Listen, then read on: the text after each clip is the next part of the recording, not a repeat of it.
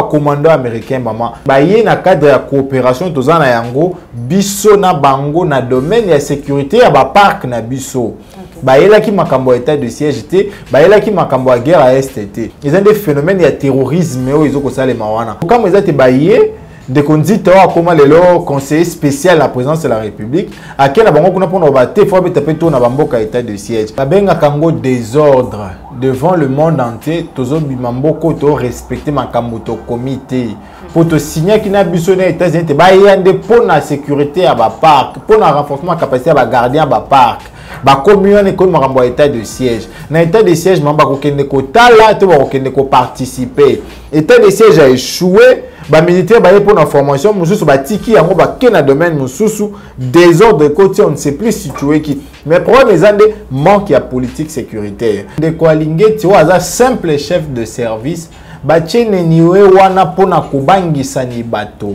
pote mosala ya malongo esengela kasa la mboka yango te akosala omona wapi chef de service akoma ordonnateur principal ya finance publique moto akopesa ndingisa te mbongo ebima to ebima te eza obe ministre ya finance chef de service akobisa moto akokamba secrétaire général moto akokamba ba directeur na ba sous-directeur donc c'est ça avoisine l'insubordination mais les fois pour mes amis ni maman ba militaire à parti mi balé o ba ko sala biso théâtre na bango lelo nande ko alingete nande ko mwaba ba image lobby et bango mi balé bakena ko samba na tribunal civil ya ndeko kabuya to te te finalité ya dossier wana moto moko bakokanga te moto moko bakolongola te po eza ndenge na bango eza libota moko to moni vidéo na bilamba ndenge bakati ye moko et puis après le beza monter balongo le bilamba monter yo moko la kisi monter yo moko ndimba filmer yo non eza o balobaka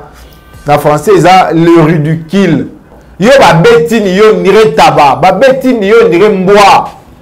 lobi lati kazako lobi teza ki lokota non biso to moni eza ndenge mona photo ba biteza photo ya kala non to moni boza ba militant parce que non sama na tribunal ya Kabuya ndeko soni na ye mawa na ye komba na ye leza komba ya lobi discours lo ba benge ba pesi eloko a c'était toi changer discours qu'est-ce qui fait de lui un homme crédibilité neza wapi lelo esengona eza te komona moto akobunde tumba ya peuple nda longi maponomi na mboka Zambia siko kolonga na ye ko apporter nini pona ba démocratie ya kala kolonga na ye ko apporter éveil na mutu ya peuple africain bande ko Zambia so batala ki intérêt na bango moko tamsulo nga bango so somi bazuite yango to ko féliciter bango pona élan ya changement bazui.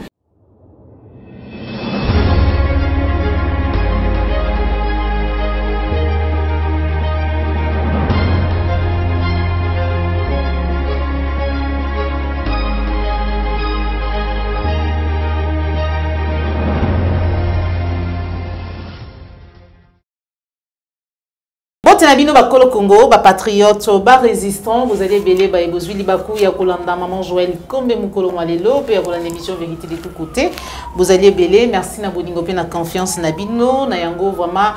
tous allez na esengu mukolo mwalelo ya koyamba pona bino maître Jonathan Belé, yazali bongo coordonnateur topé président ya mouvement politique pour l'amour du Congo pour être vraiment tous en makanisi na ye en rapport na mambi matali mboka na biso République démocratique du Congo biso yebiete mikolo oyo déjà unité spéciale moko ya mapinga ya Amérique topé américain bazali ko séjourner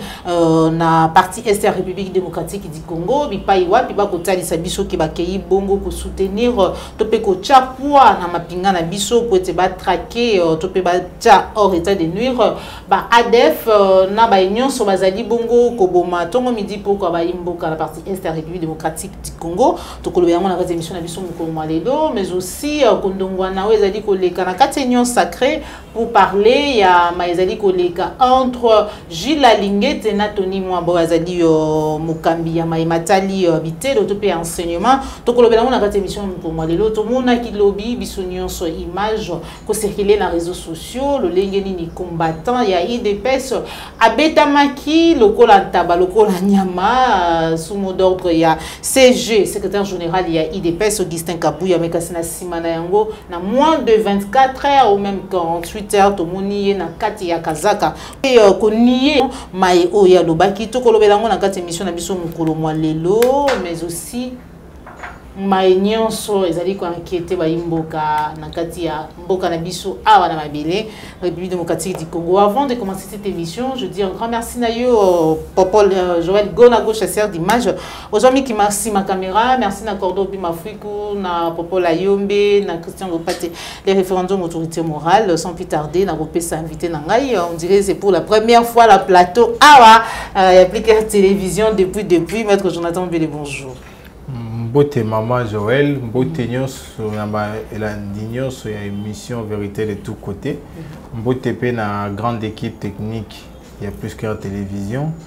Le sako mukako soa okende liboso pona mosala kitoko likosala. Et puis faut que ça ni ba kongomani était confort ya boye. Kitoko pe beauté ya cadre boye. Ils ont mérité réellement accompagnement et soutien à Baïnyos. Ça déjà le matin domingue na bino pour être grâce à l'issue na bino de yango le maman Joël a pesi sur plateau kitoko boye.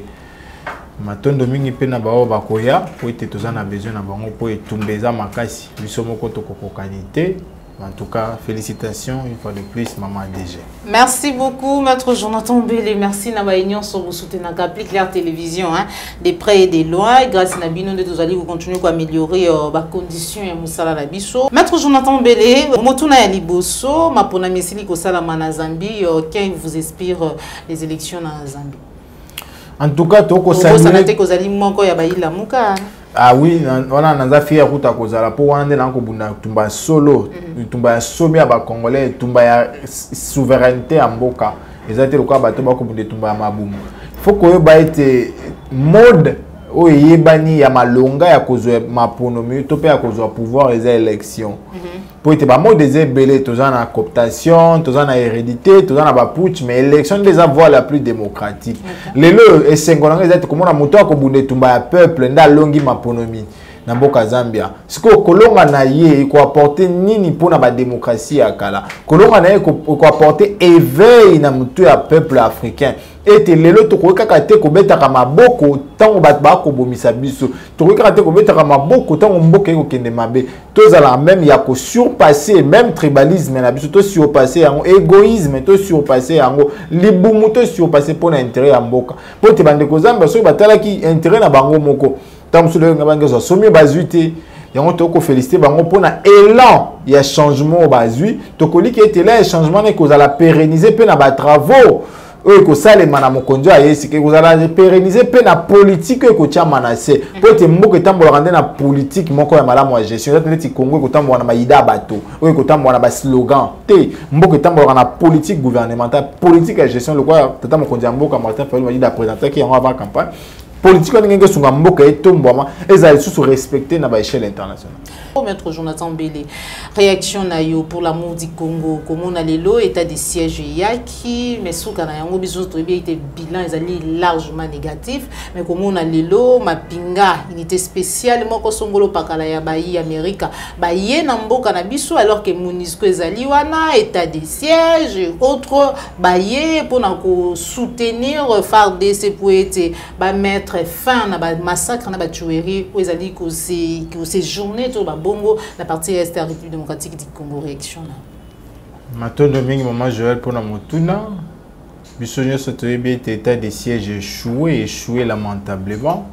Pour être acquis décision mon prise sans préparation. Les acquis décision mon co ils ont acquis à l'aveugle. Les acquis décision mon co ils ont acquis budgétisé. Les acquis décision mon co ils ont acquis sans que ba auditer préalablement ma pinga ya mboka. Pour être tukoyeba été le to commis na 5e prolongation. 5e prolongation, ça a été un rapport sommaire et la commission de défense et sécurité à l'Assemblée nationale et révélé que Tolongwe n'a pas une qui na 8 groupes rebelles pour les 2 provinces, commis le na 11. Ça veut dire que pendant l'état de siège, 3 autres groupes rebelles et Botami. Tozala qui na 17 barrières dans 2 provinces on est côté qui état de siège, le autre commune a 21 barrières. Tozala qui n'est école ya kokangama, le école les aobé ya kokangama. Mokonzi mboka Martin Fayulu m'a dit dalobaki wuta mibu eleki était mapinga ya mboka ezalaki inféodé il fallait qu'on les cana audit qu'on permette tout le monde bambuma ya mabe tela lelo ba ko rejoindre so habité ma pinga na biso bazana problème il y a infiltration bazana problème il y a détournement il y a budget na bango et puis effectif ba sur terrain ils a soloté nan to pesi raison lelo to pesi raison tata mokonzi ya mboka mais pour arriver à ba mapinga ba commando américain il faut qu'on rappelle ba bango mon côté ba Kenya na ba Tanzania pe baza déjà na Congo awa. Et la même méthode au FDLR a utilisé qui tant à qui na Rwanda aidé à la libération au Azwati article la mission infiltration le sous ba Kenya na ba Tanzania baye. Il faut qu'on rappelle que sur pied charte constitutive il y a Union africaine et le but est ce que bengi mapinga ya ba paya ya na mboka na yo okozwa bango en charge. Ça veut dire que l'État congolais a kofuta ba Kenya, l'État congolais a kofuta ba Tanzania wana. Mais pour la commando américain maman, faut qu'on rappelle ba Congolais eti ba yé na cadre de coopération tozana yango biso na bango na domaine ya sécurité ya ba parc na biso. Ba yela ki makambo état de siège té, ba yela ki makambo à guerre à est té. Ba ki ba renforcer ba capacité ya ba corps à protection ba parc to ba corps PPM. Qui peut former puis renforcer la capacité à en matière de lutte contre le terrorisme. Pour faut que le na ba parc na biso lelo, ils ont des phénomènes de terrorisme mais ils ont que ça les mawana. Pour et qui je crois 3 mois total qu'on perd plus de 11 gardiens de parc. Des États-Unis ba quitté Éthiopie à makambo yo ko sangisa biso mi vo baya. Mais ko comme ils ont été baillé de conduite comment le conseiller spécial à la présidence de la République à quel bango kuna pour bater faut taper tout na bamboka état de siège et pourtant dossier topé document et tindi bango ba yawa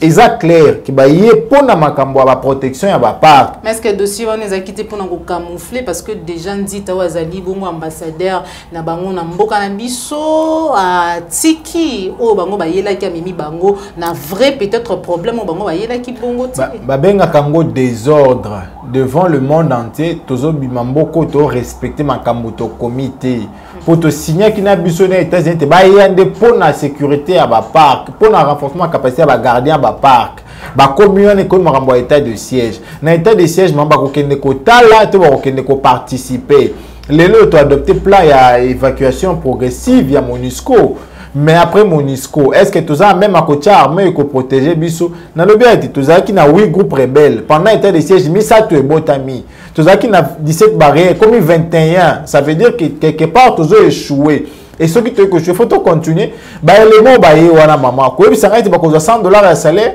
tu peux avoir $200 à salaire non ils auront plus de $300-400 ce que ceux qui a mis pa ba mindele ba ko zo bongo et bongo ya biso moko nini déjà to sali pona bango est-ce que tu améliorer salaire à ba poulos na ba militaire so bazana na front to améliorer les conditions à ba o ba yé et puis faut ko ba yé ba o ba yé wana ba yé na mboka na biso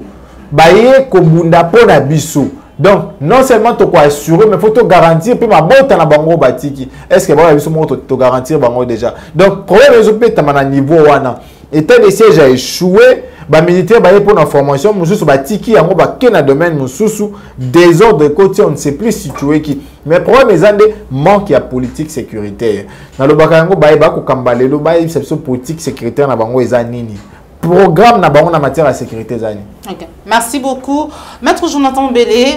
coordonnateur et mouvement politique pour l'amour du Congo, mon collègue Baïla Mouka, Tokoko ba toujours l'émission na biso, réaction na yo, comment on a lelo, kondongwana se kondongwane ko silate ya, ceux qui lelo qui songolo pakala na songolo pakala bandongwani lobi ba misusu lelo to komona Gila Lingete, mukambia Aïja Fa, ye lelo na ndeko Tony Mwaba o yazali bongo ministre de l'enseignement supérieur primaire technique pour voilà bakondongwana une affaire du présumé détournement à 16 millions de dollars. Qu'est-ce qui ne va pas parce que déjà toyoki Tony Mwaba koloba ete Gila Lingete azali na kati ya réseau moko ya ba mafia. Maman, wana rejoindre des positions na biso peut-être sili koloba yango uta ba mo eleki. Kende ko Lingete waza simple chef de service bachene niwe wana pona kubangisa ni bato pote mosala ya malongo esengela kasa la mboka yango te akosala mama yomona wapi moto babengi chef de service faut que ça va kongomane te chef de service eza fonction ya C na kati ya fonction publique. Pour tout ça, na fonction ya ba AGB1, tout na fonction ya ba chef de division, ils a les colonnes naie, ya ba sous-directeur, ya ba directeur et même fonction ya les colonnes pour l'administration publique, ya secrétaire général. Ce qu'on a un chef de service a comme ordonnateur principal et à finance publique. Peut-être loi de finances en 2021 et lobby en mot clairement. Moto a copé sandingi c'était mbongo bima. Tu es bima te ils ont be ministre à la finance. Ce que le temps de quoi l'ingéta ko lobate mbongo wana 20 bima. Donc ici combien te yende ordonnateur ya ba finance publique. O ils ont mboka o bandeko ya alimenter ba installer les biso. Mboko chef de service a comme ordonnateur principal sans mokanda. Mboko chef de service a kebisa ministre en fonction. Pour ko lobango ministre en fonction, notamment de Komwaba et puis de Kaputu, ou un ministère en fonction professionnelle, bah quel bisami na chef de service. On peut imaginer chef de service, alors quel bisami moto ko kamba secrétaire général, moto ko kamba directeur na sous-directeur. Donc ça avoisine les subordinations. Mais les fois après mes amis ni maman, et ça tout na présence ya batomi balé. Ba militaire à parti mi balé, ou ba ko la biso théâtre na ba. Nous allons quoi sanga balende. Akobeta na comment on appelle toujours new qui akobeta na veti biso zo yeba ba monto bata province moko suke zanini moko ko bate ya na tikela po ezana kombo ebele okende obeta ligue des champions bien ngala tikala ezande bongo lelo nande ko alingete nande ko mwaba ba image lobby ete bango mi balé bakena ko samba na tribunal civil ya ndeko kabuya ezali photo ya kala ezali ya lelo te soki eza photo ya kala mama faut ko loba ete ndeko kabuya na ndeko mwaba na ndeko alingeti baya ba camarade ya kala donc na camarade na bango ka banda osola nini oyo sala ete ndeko banda ko sola na lelo ko ministre ya PSP ndeko azaki na wana nde ye muto a déranger ndeko ba konga wati to mona ba procéder donc tu comprends que na camarade na bango ba boutika bokwei ya ndeko bakonga ete lelo baye ko se rendre compte que te to sungana ki e comité to sungana li susu pondeko moi balobi yango li solo moko ya 2 millions d'euros eza bisote eza vidéo ya ndeko moi ba 2 millions d'euros moko o ya boya ebima o ndeko alingeta binga beza ba camarade nanga eza ba image ya ndeko moi beza bisote yango soto ko ba pasi ya Congo lelo eza obebo kambia bato anko kambia bato mabumu o ba ko sala ba théâtre de chez nous. Peut-être que finalité à dossier wana moto moko bakokanga te moto moko bakolongola te po eza ndenge na bango eza libota moko o abengi famille politique moko o akosala makambo na ba théâtre na ye na elan na ye ya distraction pour na kubungisa biso ngonga. Pour l'amour du Congo, mwana mboka Jonathan Mbele koyoka lelo moko ya ba mapinga ya baye poto bete mapinga mutu bako kamba mikolo yo parti est bisika wapi était des sièges ezwami alobi ete bandeko na biso entre autres bana mboka oto benga bana mboka ba bazali ba député na ngambu ya province wana bipai wa pesta des sièges ezali bazali ko travailler bazali en connivence na ba def na ba ko boma bana mboka réaction na pombo soko japa baga yango mikolo witikolika théâtre na distraction na bango ils ont continué pour ceux qui tozaki réellement na mboka moko mibeko ezoko s'appliquer des déclarations fortes ya olenge oyo ekoko le kaboete mboso aloba na parlement aloba na bureau na été to pe na ndako na été seka tchaka barrière na avenir te aloba na parlement na assemblée nationale chers collègues botika ba groupes armés ça veut dire que mi balemi sato. Et ce procureur a bien gagné, pour essayer de comprendre, parce que n'a pas combo, toi t'as pas venu, n'a pas invitation, a bien gagné. Ce qu'on de quoi il y a le but sous que non, bah député, bah combien n'a ni payé pour distraction, la distraction de la commission de l'eau, biso de l'oba yango banda kala, et te ma pinga yamboka ba ko bunda, baza na ma misolo ya malonga te, baza motivé ma casité, mais bateau baza à la base ya guerre Rwanda. Ils ont d'abord agression na biso. Wana faut que le bongo. Les Rwandais nous agressent, l'Ouganda nous attaque. Comment ils vont se bundisa na nos adversaires na biso. Yo mona groupe rebelle moko lati komba ba congolais. Ils aka FDLR, M23, CNDP. Les lobby to ba moko ba M23 ba nommé na commission moko ya kuzongisa batu pe ko réinstaller batu. Yo mona rebelle installer moto. A quoi installer la nini quand la mine si ta mine a démobilisé peut à désarmer a quoi démobiliser nani un rebelle qui démobilise un rebelle t'as degré à des autres na théâtre ba cheli biso nyango to koloba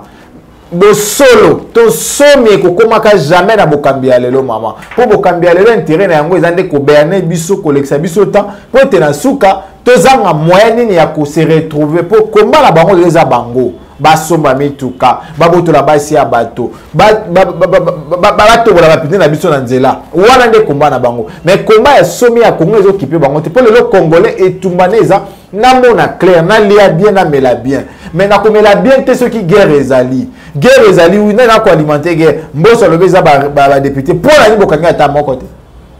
yango de motuna ba discours ko ya boye 4 après oyoka mosusu so azara o ndema ko ba mingi na kina akobesu mosusu et puis so ya ba dénonciation ane ko zalate pour l'état azanete justice ali moi pour justice répondaka il suffit qu'à ba dénoncer peut-être et ça peut pas ka ba saisine d'office et ça ka ya banquette oh le logiciel côté mais maintenant ça peut banquette na découvrir ba allégation yebele juste ça ko ça la honte pénale. Et que ça la passe, justice à ça la yangote pourquoi on est allé mutuna ya monamboka maître Jonathan Belé pour la modi Congo azali bongo mokambi ya street wana mako ya baila muka mais comment on a lelo ou tu kubeta di solo moko tout à l'heure tout mona ki na bilili le lenge nini 2-3 congolais et notamment na mapinga moko to pena policier moko kolela Jean-Marc Kabunda président AIDPS vice-président ya Assemblée nationale Tobola bapine ya baimboka maître Jonathan wana to zongi so muke na kazaka ya muto mibe ko to kobenga ndenge nini ezali état de droit to pe ezali lo lenge nini susu maman eza état de droit pour état de droit lobiete mon côté azali boso a moninga mon côté azali kolo ya moninga biso bon sotoza ego ordre na nzela maman ya azala recruter na PC police circulation routière bayebi maman le lenge ya moto wana vidéo ya suka na ko confirmer yango te mais le lenge na ye eza excluté que ezala sali bongo boko se rappeler te tango bana ngaka ko isa mama bunda agangela lokola mwana na ye mokambi ya yambo ya la police ya mboka agangela nde mwana moke le général Amouli na Assemblée nationale agangela ye à l'époque aza moto te ko za la député à Pama à l'époque même pas président de l'Assemblée nationale vice-président un simple député ma agangela mokonzi ya yambo ya la police ya mboka ya ville ya mboka loko ya mwana ya mibale mama moto akokamba police ya ville ya Kinshasa ye moko loba na pesi ordre boto la ba plaque ya ba chauffeur ba kotambola mabe acte de social méchant asengi ba pindola siko soki la police faut protéger bato na bien na bango akopindola siko privé ou azana escorte privé azana ba garde du corps et puis auti wapi na partie ya limité. Alors ça, la montée point. Mais ça va comportement qu'il faut qu'on décourager. Pour être dans l'état de droit, et c'est un cas qui faut respecter le droit à moninga. Attendre le lenge banité, pesa ya amende, pesa ya boloko. Quand on a nipine na été,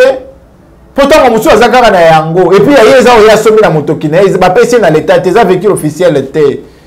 Et ça va somi na mbongo mabete. Yo toboli, pose à président à parti politique moko songolo. Pose vice-président de l'Assemblée nationale. Non. Donc, ce qui était vidéo, ils ont bien. Il faut qu'on décourage le comportement. Mais mon tour, il faut décourager la justice. Mais déjà, les lots. Sauf qu'il faut que les prisonniers en liberté, la Libanda, de Kokabouya. Au lieu de Kokabouya, pour les gens na bango, monsieur a Kabola Mandoki, basali et l'autre côté. Monsieur a exterminé race, basali et l'autre côté. Donc, basali est intouchable. Namboko, na pouvoir, ils ont créé des hommes forts. Alors que l'homme fort to likagete na ndenge Kabila créé ko kendena ye mais le quoi il pas à moi maïle ko le canibato à limiter à créer système na botimo na zo ko continuer na vision na ye ya ko privilégier ba homme fort. Merci beaucoup ko privilégier ba homme fort to lo bandenge ni lelo comme on na kati ya IDPS elengi moko père de 12 enfants habité ta bundi mingi pona IDPS à perdre pe ba yili bota na ye pona maimatali etumba ya IDPS mais comme on na lo lenge cordon pi mafriko ko balancer image ba déshabiller ye ba betier à mort mitune de wuti pa ya Augustin Kabouya secrétaire général ya IDPS mais kasina sima ya yango tomoni na kazaka koloba ete voilà maeleka ki wana ndira ko nié on dirait ka yete maître Jonathan réaction na yo mama eza théâtre eza distraction ba ko linga osa la biso mais biso to ete bango nde baza ba violent bango nde baza ba bebisi bango nde ba to ba créer ka mobulu lelo mama maloba na biso comme biso sujet à menace natanga mama Chantal ba menace azo sibi ndeko Musa lobi na ebite lobi soki ozala pe ngai po utai kozala ngai ba moi belé leki et kozuki ozonga lisusu donc pour na bango baliki contradiction te et puis ndeko soni na ye mawa na ye combat na ye leza combat ya lobby discours bolo ba benge ba pesi eloko a c'était toi changer discours qu'est-ce qui fait de lui un homme crédibilité neza wapi pour tout monde vidéo na bilamba ndenge bakati ye moko et puis après le beza monter balongo le bilamba monter yo moko la kisi monter yo moko ndimba filmer yo non eza o balobaka na français eza le ridicule. Mais est-ce qu'on peut justifier Yango et puis pour la grâce de Zonga qu'on a le bas? Est-ce que tu menaces c'était pour si autant sous menace c'était pour que notre ça la vidéo le lengi wana a nié vraiment mayo yemoko a lobaki maman moto a quoi résister na pression moto a quoi résister na menace moto a quoi résister na menace ça yuma aza lembele ne to lobaka na kinawa yo ba betini yo nire taba ba betini yo nire mbwa lobi lobi olati kazako lobi te ezalaki lokota non biso tomoni eza ndenge mona photo babi te eza photo ya kala non tomoni boza bamilitant bokende osamba na tribunal ya kabuya bokende kose justifier kuna et puis ye moko mpe bate na ye yambi bango nayoki bango eza mamba lokota donc ça veut dire qu'à un certain moment mboka ezokokambama lolenge okreni bakokamba royaume bakobeta yo koloba te soko lobi bakointimider pour revenir na langage mais wana ezaka mpona bato na bango mpona bato bandimaka babeba bana bango na se ya nzete mpo bato bandimaka ete bango bana minduki bakopesa bango biso te biso na resistance tokotelema epuis tokodénonce makambo nyonso. Matondo Mingi Mwanamboka Jomotombele, coordonnateur et mouvement politique pour l'amour du Congo, Mokoya communicateur et la Mouka, de Tozala qui vraiment nesengo mukumalelo ya gozala na yo, surtout ya répondre à l'invitation na biso, to comme na sous émission na biso, message na yo na mukuse na ba union so bazwa ki libaku ya kolanda yo, pe numéro ya téléphone pour na bayi ba gozala na mose bosenga na yo pour ete boka bula makanisi ya matali mboka. Merci maman Joël ya mbopo na libaku ni opesi ngai.